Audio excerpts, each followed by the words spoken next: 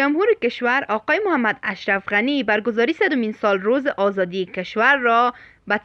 رئیس جمهور کشور آقای محمد اشرف غنی احمدزی برگزاری 100مین سال روز آزادی افغانستان را به توقیق انداخت. روحی 27 اسد 1398. فردا دوشنبه 28 اسد قرار بود جشن باشکوهی که از چندین ماه بدین سو آمادگی گرفته شده بود برگزار شود و از 100مین سال روز استقرار استقلال افغانستان در کابل و تمام ولایت افغانستان تجلیل به عمل آید. اما دیشب 26 اسد حمله مهاجمان در یک محفل عروسی که جان بیشتر از 63 نفر و بیشتر از 182 نفر را زخمی ساخت دلیل شد برای به تعویق افتادن جشن استقلال افغانستان. در همین حال آقای غنی قرار بود فردا قصر دارالمان را که جدیداً ترمیم کاریش خاتمه یافته بود را افتتاح کند. آقای غنی میگوید این تصمیم در یک نشست امنیتی با مسئولان نهادهای امنیتی و مقامهای دیگر حکومت گرفته شده است و در این نشست تاریخ دوباره برگزار 100مین سال روز جشن آزادی افغانستان تعیین نشده است، ولی آقای غنی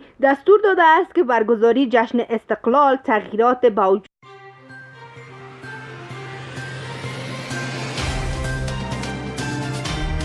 د افغانستان نړۍ او سیمې د مهمو خبرونو پیښو او جریانونو په اړه د تازه پر وخت او دقیقو خبرونو لپاره د روحي ویبپاڼې د یوټیوب چینل لایک او سبسکرایب کړئ ترڅو زموږ نوي او تازه ویډیوګانې پر وخت درته ورسیږي.